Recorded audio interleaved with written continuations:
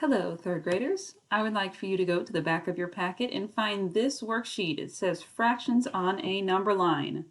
Also put your name, number, and date on it, of course. So pause the video, do those things, and come back to me. All right, on this worksheet, let's read the directions first. It says, number 1, color in the fraction bars to represent the fraction. Number 2, use the fraction bars to help you partition the number line. And number 3, label the fraction on the number line. We have done a worksheet very similar to this. This one will be different. The fractions on it will be different. I'm going to give you an example. The fraction that I'm going to do in front of me is different than what's going to be on your sheet. So just remember that. Do not write down the answers I do. You will get it wrong. This is just an example. But we are going to focus on the second option here, the second fraction bar, and I have the fraction 2/3 written in the side. Like I said, your fraction will be different, but watch what I do.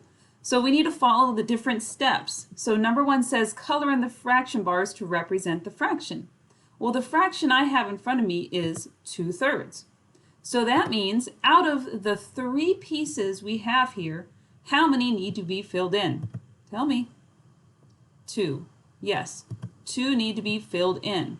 So let me get a nice color here, and I'm just gonna color in 2 pieces. Now, of course, when you color yours in, you're gonna make it nice and neat and pretty. Mrs. Stalkup's just doing this quickly for the heck of it, just so you get the idea.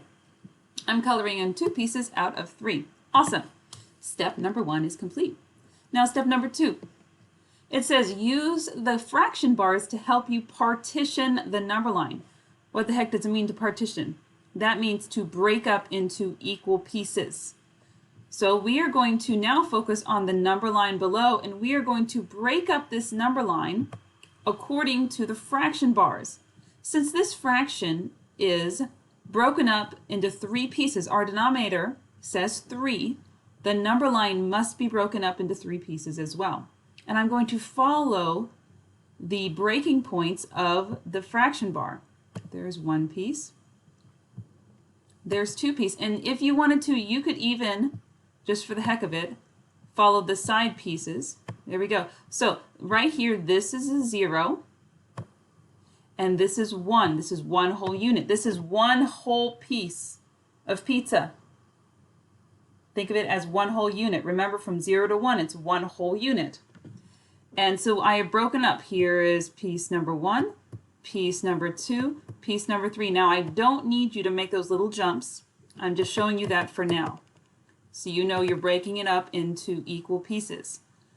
A common mistake that people make is they count the lines in fractions. If I was counting the lines, this fraction bar would have a denominator of 1, 2, 3, 4, and it does not. You count the pieces, just like the fraction bar has 1 piece, 2 pieces, and 3 pieces. So we have followed step number 2. We have used the fraction bar to help us partition the number line. Now we need to label the fraction on the number line.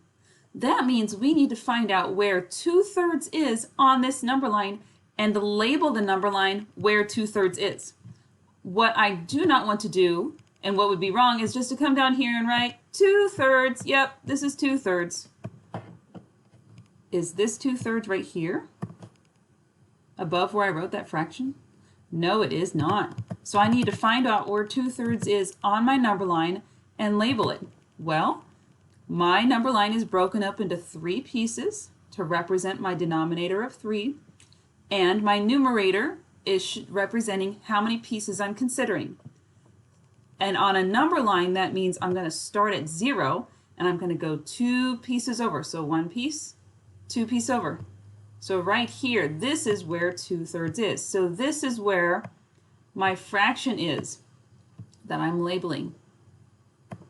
This is how you do step number 3. If you decide just to write down the fraction anywhere on the number line, you will get it wrong. You need to put it in the exact spot to represent it correctly.